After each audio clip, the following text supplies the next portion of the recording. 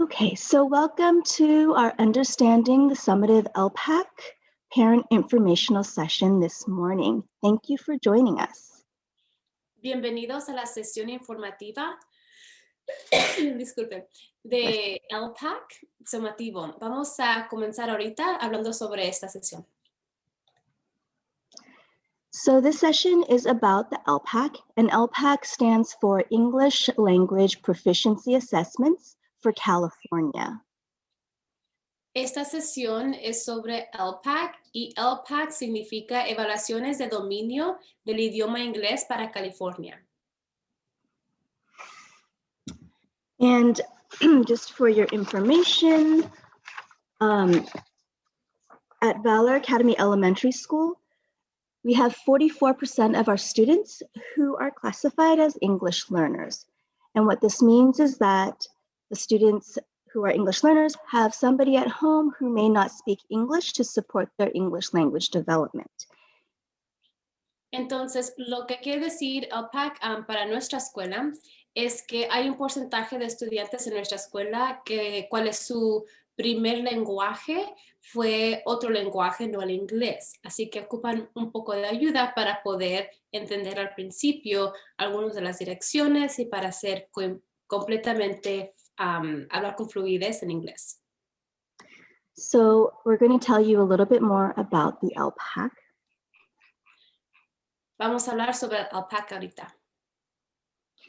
So the ELPAC has two assessments. It has two tests. There's the initial ELPAC and there's the summative ELPAC.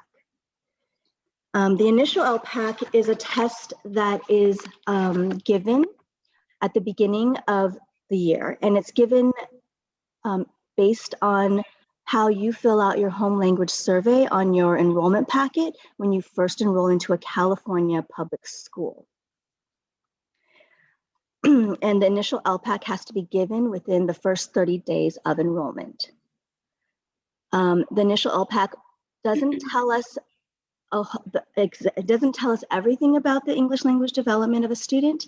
It lets us know whether a student should be classified as an English learner or whether they are English proficient, meaning they have a good grasp on the English language.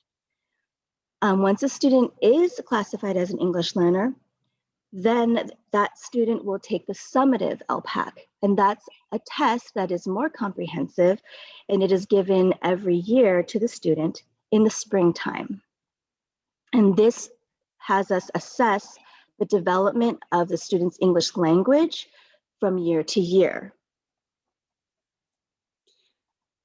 Entonces, ELPAC tiene dos evaluaciones, es la inicial y la sumativa. Lo primero que debes saber es que de estos dos exámenes, el inicial es el que damos al principio del año y tenemos como 60 días para que el estudiante tome esta evaluación. Cada evaluación tiene un propósito diferente. El ELPAC inicial se utiliza para identificar a un estudiante con aprendiz de inglés que necesita apoyo para aprender el inglés o a veces ya son competentes en inglés. El ELPAC sumativo se usa para medir las habilidades de los estudiantes de inglés y los resultados nos ayudan a nosotras, a las maestras, en la escuela y el distrito para saber cómo podemos reclasificar a los estudiantes para que sean completamente competentes en inglés y hablen con fluidez en inglés. Okay, so we already went through who takes the initial ELPAC and summative ELPAC, but this can happen anytime between kindergarten through 12th grade. Los estudiantes que pueden tomar el examen son de cualquier edad, de kinder hasta el 10º grado. And so students take the initial ELPAC once in their school career. If they're English language learner, then they take the summative ELPAC every school year until they're reclassified. Los estudiantes toman el examen inicial una vez al año, pero lo hacen cada año hasta el punto que ya pasan el examen con el ELPAC sumativo. Okay, and so why are we giving the initial ELPAC and the summative ELPAC? Basically, we are legally required to administer the initial ELPAC based on how the home language survey is filled out by the parent.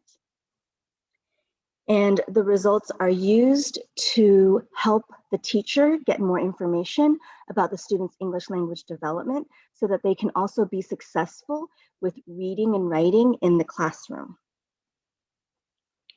Entonces, ¿por qué tomamos el ELPAC? El ELPAC legalmente tenemos que tomarlo, es un examen que es requisito del Estado, así que los estudiantes que escriben que aprendieron un lenguaje además del inglés primero, tienen que tomar este examen. Los resultados del examen sí les ayuda a las maestras a poder saber qué es lo que ocupa un estudiante para poder estar hablando y ser reclasificado, como ya puede hablar con fluidez en inglés. Así que sí nos ayuda para poder saber quién es elegible para el programa y quién no es elegible, y luego cómo apoyamos a esos estudiantes. So what is the ELPAC? The ELPAC is a test and it has 4 domains. There are 4 parts to the test. There is the listening section, the speaking section, the reading section, and the writing section.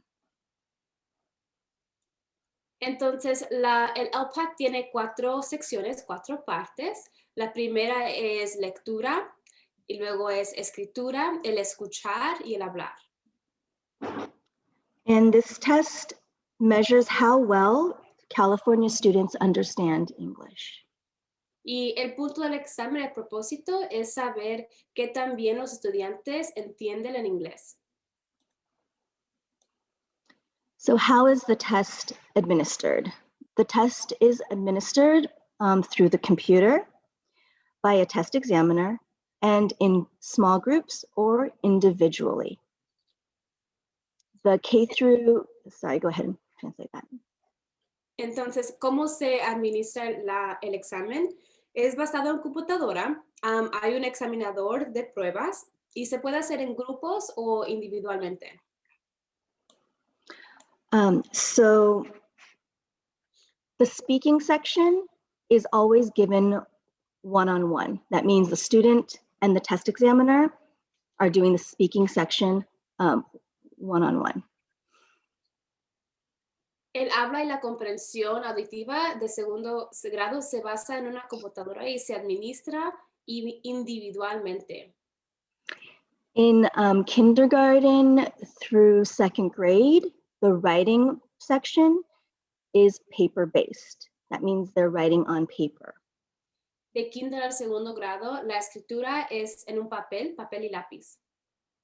And in kindergarten and 1st grade, the whole test is done with just one test examiner, one student at a time. So it's one-on-one. En kinder y primer grado, todo el examen es individual. For students who are in 2nd grade, the listening, reading, and writing section, it can be done in small groups. Para estudiantes en segundo grado, el escuchar y el hablar y la escritura se puede hacer en grupos pequeños, no tiene que ser individual. And students in grades 3 and 4, the listening, reading, and writing sections are all done in small group. And the writing is on the computer. En estudiantes en el 3er y 4º grado, el escuchar, el escribir y la lectura está toda completada en grupos pequeños. Thank you. Okay, so we're going to look at just a few sample questions for each domain, for each section: listening, speaking, reading, and writing. Vamos a ver algunas de las preguntas de cada dominio, del escuchar, el hablar, lectura y escritura. So this is what a listening question would look like. The student would see this picture and they would listen to this conversation between the boy and the teacher. And here's what you see: the little triangle, and you push that triangle and it just plays the conversation. And then there's a question about what the conversation was about. And they can also play that by pressing the triangle button as well. Entonces, aquí está un ejemplo del examen. El examen se mira así por computadora. hay una sección a un lado donde dice que tiene que escuchar la conversación entre el niño y la maestra, y luego al otro lado tiene una pregunta que le lee y tiene que decidir qué es la respuesta correcta para esa pregunta. Another sample question for the speaking section, they show a picture and the student looks at the picture and the test examiner asks a series of questions about the picture. For example, the test examiner might ask and use the cursor to point in the picture, what is the man doing? And the student would reply, the man is holding a stop sign. En otra sección del examen, en hablar, el estudiante mira un dibujo, algo así, una foto como la que está aquí presente, y luego le pregunta al estudiante algo sobre lo que ven, o sea, qué tiene el señor que está cruzando, preguntas sobre la escuela, sobre los niños, le pregunta cosas que no hay necesariamente una respuesta, pero está aprendiendo si el estudiante sabe cómo hablar con fluidez en inglés. And during the speaking portion, you can see this red microphone. When the test examiner asks a question and the student responds, the test examiner will press this red button and record the student's response. La persona que está con el estudiante va a grabar lo que dice el estudiante. Eso es parte del examen. And the recording is just so that the state can basically make sure that we're doing a good job of testing the students. These recordings are not shared or publicized at all. Esto es para notificar y verificar que el estudiante es el que está hablando y que estamos haciendo el examen correctamente. Here's a sample question for the reading section. A student has to read the passage and then read the question and answers and select the correct answer. Starting in first grade, the students are supposed to read these reading passages independently on their own. Aquí está un ejemplo de la lectura y lo que tienen que leer. A un lado tienen la lectura y al otro lado tienen la pregunta y ellos tienen que leer independientemente. Here's one example of a writing question. You'll notice it has that triangle where you can play, and what it will do is it will read the directions to the student. So for this example, a student is going to write a paragraph in English in the box below. They're going to think about a time when they helped a teacher or another person in their school. Who did they help? Why did they help? What did they do? And to describe their experience. And then it goes through the bullet points of what the paragraph should include to help the student do their best with the writing task.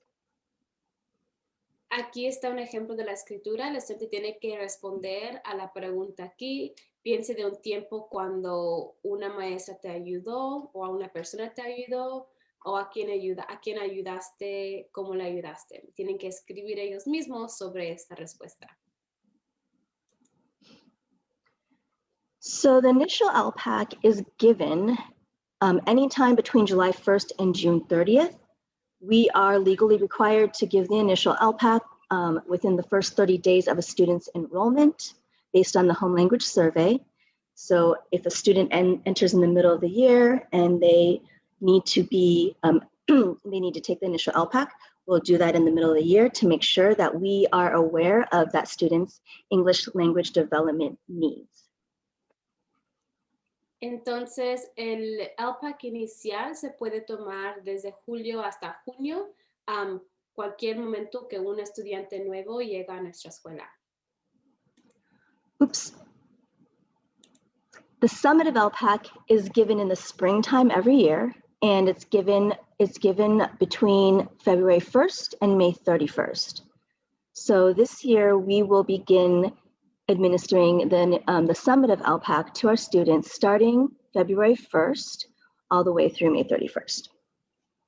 Entonces, el ELPAC sumativo empezamos a tomar o a dar este examen el 1 de febrero y lo pueden tomar hasta el 31 de mayo. Vamos a empezar en algunas semanas.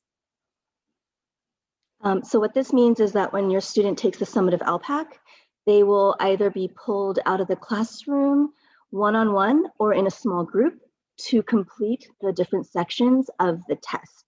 And so in the remote setting, that means the test examiner would get into the link, your regular teacher's Zoom link, and then the teacher would put the student and the test examiner in a breakout room.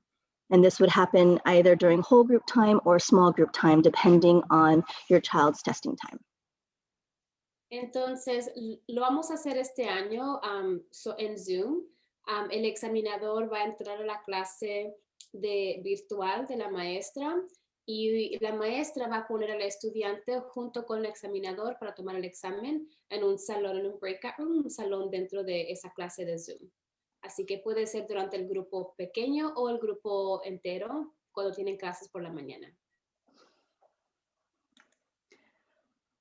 And so once your child takes the summative ELPAC and the scores are processed, it usually takes a while. So we usually don't get the scores until July or August. But once we have the scores, then we send you your summative ELPAC student score report. We also place a copy of this score report in your students' cumulative records at school. Entonces, cuando recibimos el reporte de su estudiante y de su nivel y sus notas, van a recibir un reporte similar a este y otro reporte igual a este va también al ¿cómo se dice? Donde están los documentos de cada estudiante individual de nuestra escuela. And so this is a sample of a student score report. It's 2 pages. It comes in English, and then it also comes in your designated language, whether it's Spanish or Tagalog, whatever language that you might speak as your second language at home. El reporte es así, son 2 páginas y llega a usted en el lenguaje que ustedes prefieren o no, el lenguaje que ustedes escribieron que prefieren recibir información. So in this first page right here, you can see that this student has an overall score of a level 3, and that means that their English language development is moderately developed, and their actual score is 4 digits long, but overall level is a 3, moderately developed. El nivel aquí dice que este estudiante está al nivel 3, que es pasando el examen. También tiene un número de puntos de diferentes secciones. Aquí dice que es 1525. And then below it, you can see that it tells you what each level means. So when the student score will actually be a 1, 2, 3, or 4 overall. And if it's a 1, that means they're beginning to develop. That means they may know some English words and phrases. If they're level 2, they're somewhat developed, means they can often use English to communicate simple ideas. If they're level 3, they're moderately developed, which means they can usually use English to learn new things in school. And if they're level 4, they're well developed. They can consistently use English language to learn new things in school. Once they're level 4, then they have the potential to reclassify. Hay 4 niveles. El primer nivel es el nivel 1. Dice que un estudiante apenas está comenzando. El segundo nivel es nivel 2. Es que saben algo sobre el inglés. El nivel 3 es que están moderadamente desarrollados. Y el nivel 4, que es el más alto, es que ya están bien desarrollados de su inglés.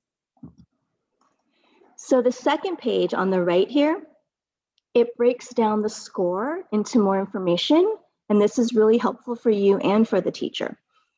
It lists the domains, listening, speaking, reading, and writing.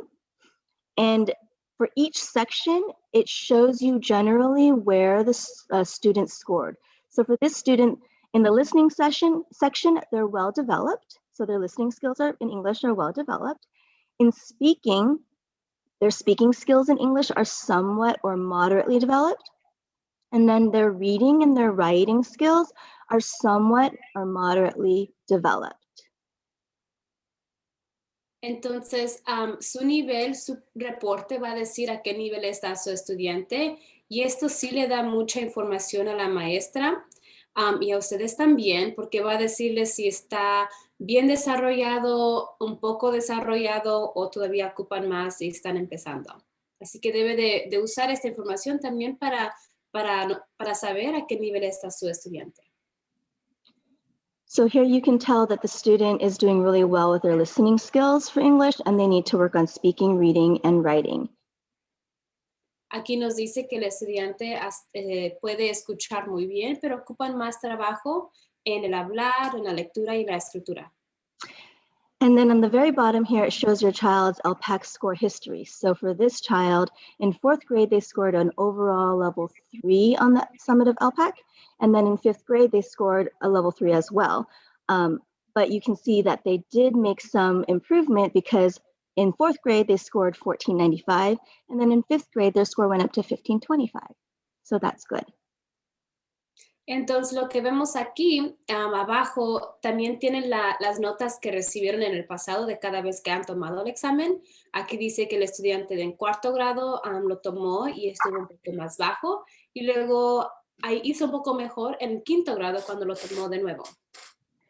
And so really what this test does is it measures a student's English language development for listening, speaking, reading, and writing. And so once they are scoring a level 4, that means that we can safely say that they are going to be able to be successful in their regular grade level classroom without additional support with vocabulary development or any English language development. Entonces, el punto de este examen es saber cuándo el estudiante ya es capaz de leer con fluidez, hablar con fluidez y hacer todo en inglés competentemente. Entonces, cuando llega a nivel 4, ya sabemos que el estudiante puede estar en clase como cualquier otro y que no va a ocupar los apoyos que quizás ocupaba antes. So right now at Valor Elementary School, one way that we are helping our students who are English learners and supporting their learning is we have small group time every Monday for 30 minutes for every student who is an English learner. And our instructional aides teach the students during that small group time. It's really important that they have good attendance with these ELD groups because this is the time when the instructional aides go through the ELPAC practice questions. So your student or your child gets practice actually answering these questions and gets guidance and help from the instructional aide on how to answer the questions appropriately. This is also time when, if they're not doing practice questions for ELPAC, the instructional aide is giving them designated ELD instruction, meaning they're getting extra instructional minutes in reading and writing. And it's just really important because it really does cater to what their learning needs are, and it helps them so that they can be more successful when they're in the general class during whole group time with the rest of the students. Entonces, los grupos de ELD son todos los lunes por 30 minutos. Si su estudiante recibió información sobre esto, sí debe de ir porque es durante esos 30 minutos que la maestra le está enseñando al estudiante cómo tener éxito en el examen. O sea, revisan algunas de las preguntas, el formato y las preguntas del examen, enseñan a los estudiantes cómo responder. Y es instrucción designada para ellos para poder tener éxito en el examen. So we're going to watch a short video that helps to explain the Starting Smarter website. Vamos a ver un video sobre un sitio que da más información.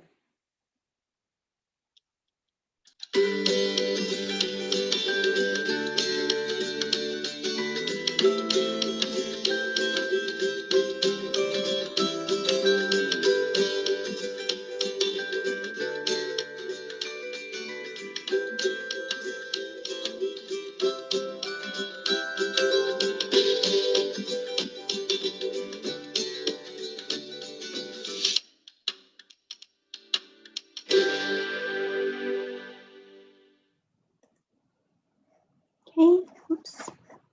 I need to move my bar. Okay, I'll just go there. All right, so that's just a short clip to give you a little bit of information about.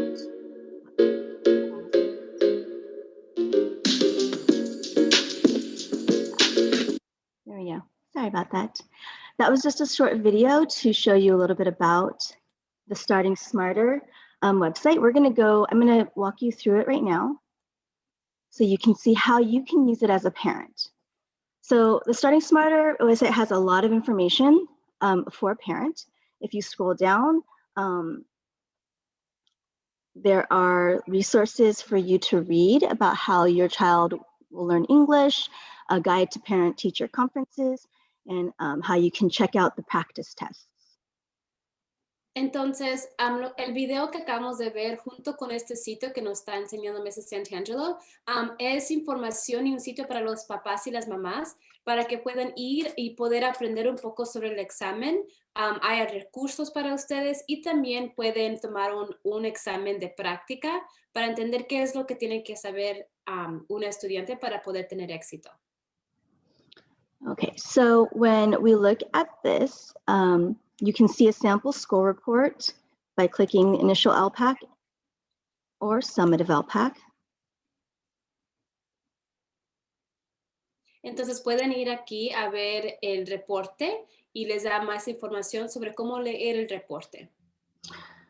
And then you can check out the test questions in this section here. You can select the test.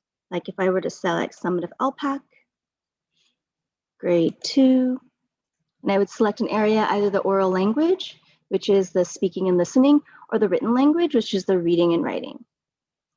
Pueden mirar exámenes, ejemplos de exámenes, y pueden decidir a qué nivel, cuál examen, y si es lo oral o la escritura que quieren ver. So you click Submit, and then it will show you the question. You have to scroll down. And so to the left right here, we see a sample listening question for grade 2 and a sample speaking question for grade 2. Entonces pueden tomar un examen o ver cómo es el examen, cómo está estructurado. Aquí es de escuchar y ustedes pueden escuchar el ensayo que está aquí y luego también usar su voz para grabar su voz. And for the listening portion, you can click the box open so that you can read what the test examiner would say to the student for this question. Aquí pueden leer lo que va a decir el examinador cuando está con el estudiante. And then if you scroll down, you'll see questions that are based on what the student listened to. And you can also click Show Correct Answer to see the answers to the questions. Puede ver las preguntas aquí abajo y también puede ver las respuestas. Same thing with the listening section, the speaking section. You can read the following to the student, right? You read this portion down here to the students, and then they have to tell about the phases of the moon. So you give them some information, you read them some information, and then the student is supposed to repeat that information back to you. And again, you can show the correct answer.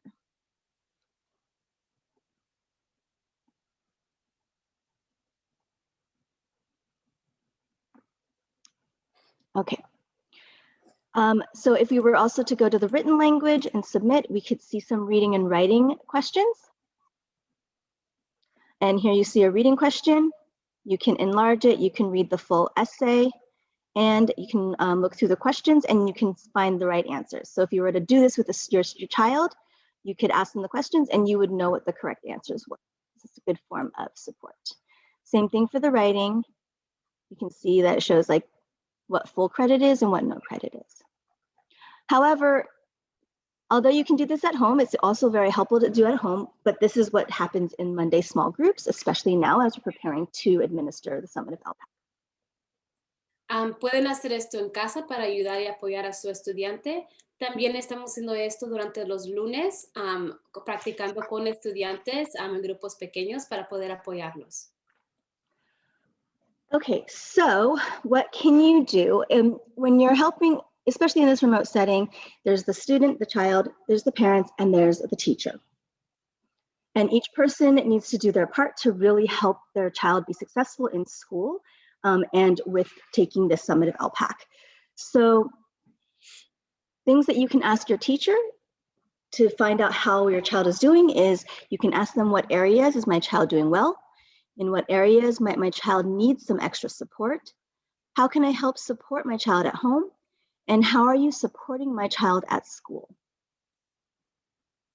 Entonces, algunas cosas que pueden hacer ahorita es preguntarle a la maestra o al maestro de su estudiante lo siguiente: ¿en qué áreas le va bien a mi estudiante? ¿En qué áreas podría necesitar a mi estudiante algún apoyo adicional? ¿Cómo puedo ayudarles a mantener el hijo en casa para que pueda aprender un poco mejor?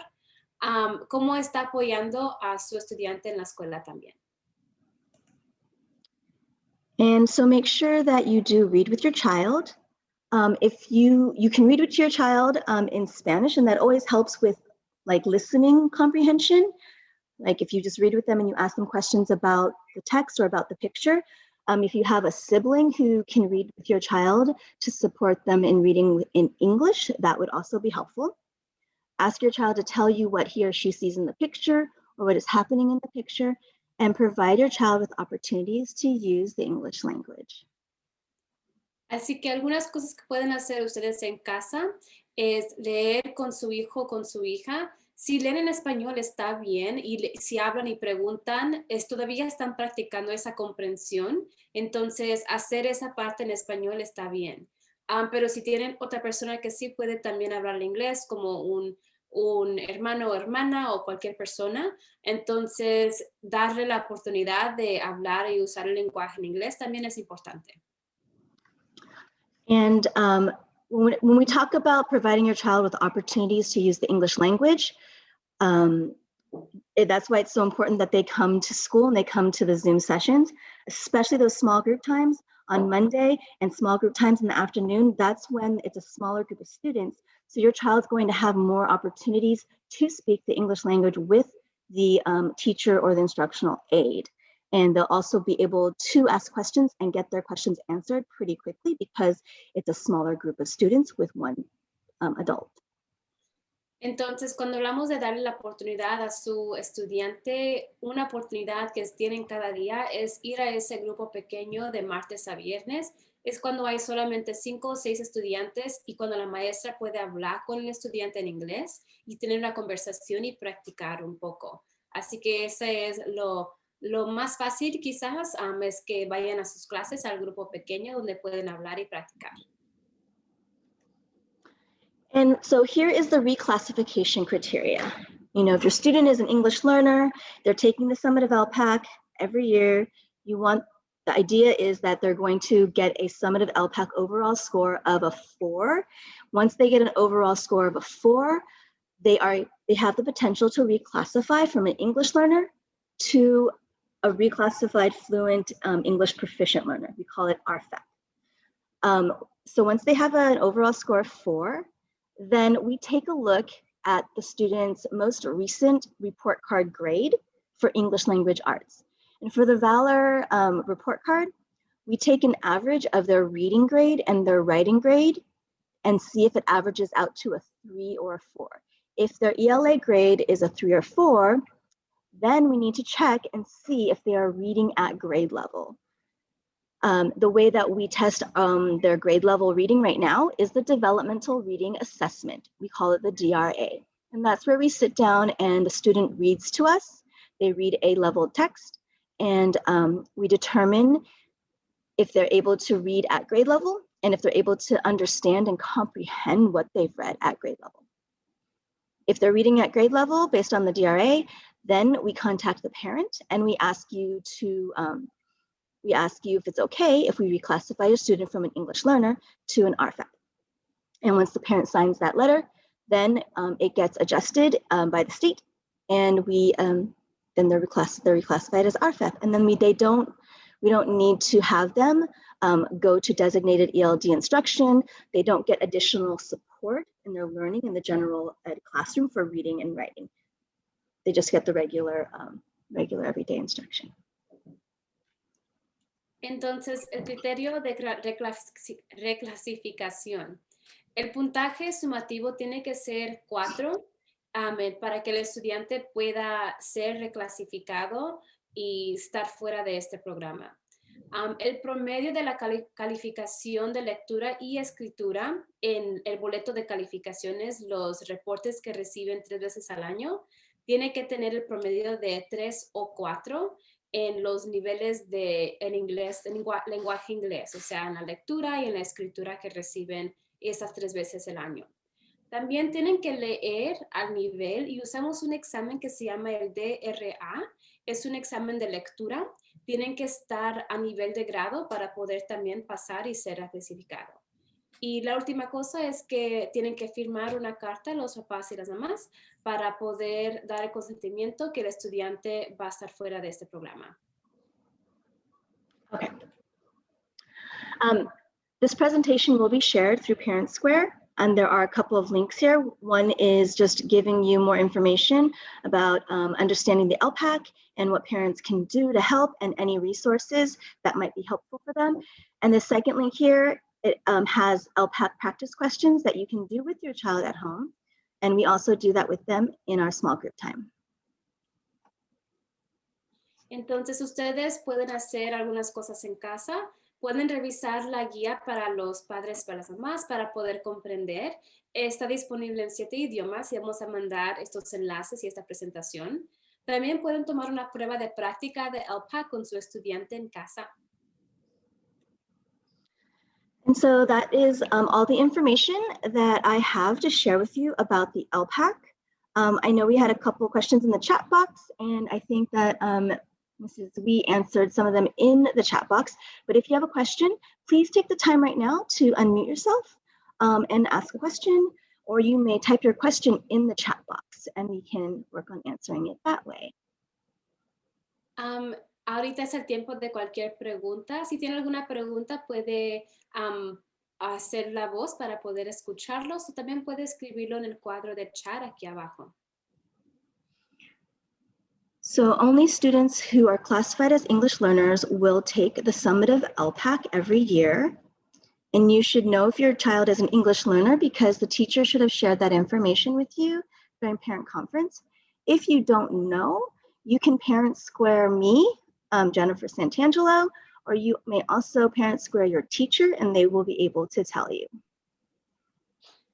Solamente los estudiantes que notificaron al principio del año que entienden otro idioma o aprendieron otro idioma primero, son los que tienen que tomar este examen. No es todos los estudiantes de nuestra escuela, solamente el porcentaje de estudiantes que son estudiantes que aprendieron otro lenguaje primero o hablan otro lenguaje. Hello? Yeah. How are you going to work with the kindergarten? So with kindergarten, the test is one-on-one. So we gave the summative ELPAC in the fall. So we have Miss Hurley, who's our art teacher, but she's also our test examiner for ELPAC this year. And also I'm going to be administering the ELPAC. And so what we do is we just set up a time to meet with them remotely. So we'll push into their classroom or go onto their classroom Zoom link. The teacher will put us and the child in a breakout room. We'll share our screen with all the questions and ask them the questions and click the answers for them. If they have to do any writing, they'll do it on their whiteboard or on a piece of paper and just show us in the screen so that we can score it and write the score down. It can be done during whole group time or small group time. We do reach out to parents to let them know when a student is going to be tested. However, there are times when during the whole group time, if we have extra time, we will go ahead and pull another student just to make sure that we're using our time effectively so we don't miss the deadline of giving the test to all the students. Does that answer your question? Do you have any other questions about kindergarten and ELPAC?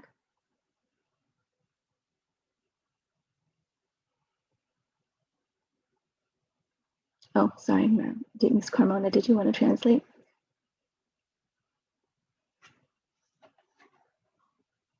No.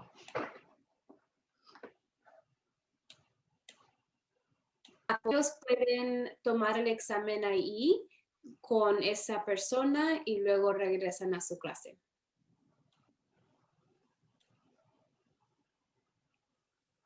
I see that Yesenia Ostorga has a hand raised. Would you like to unmute yourself to ask your question?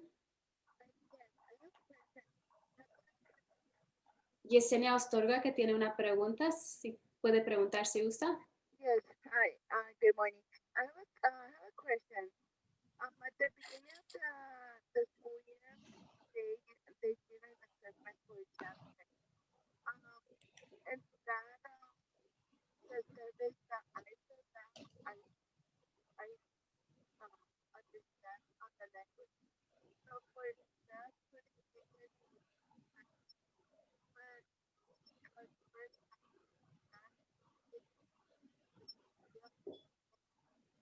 Can you hear Miss Santangelo? I'm so sorry, I can't hear. Sorry, Miss Ostorga.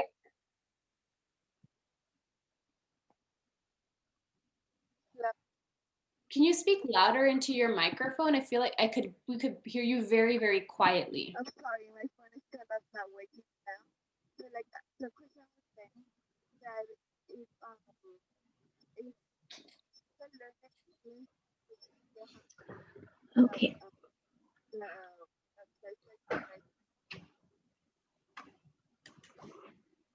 Yeah, we still can't hear you. If you want to type it into the chat box, that might be easier. But it's not very clear. I'm sorry. So I think there was, maybe I missed something, but a question about a student who is an English learner will take the Summative ELPAC every year in the springtime until they are reclassified.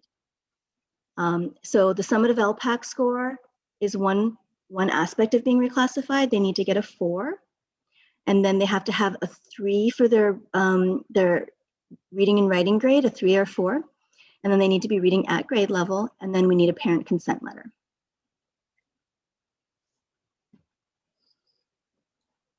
Para poder pasar y ser reclasificado, había una pregunta sobre qué es lo que tienen que hacer.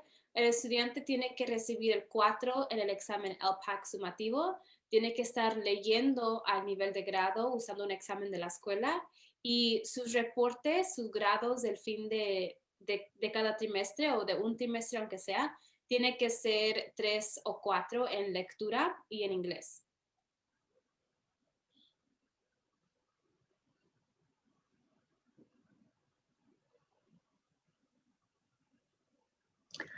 Please don't forget to add your student's name and teacher name in the chat box. If you already did, thank you. Por favor, no se les olvide de poner el nombre de su estudiante y la maestra aquí en el cuadro de chat para poder saber quién estuvo con nosotros hoy.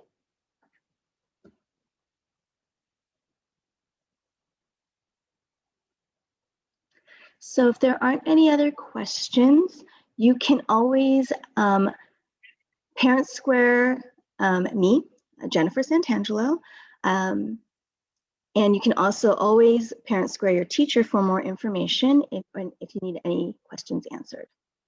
Okay.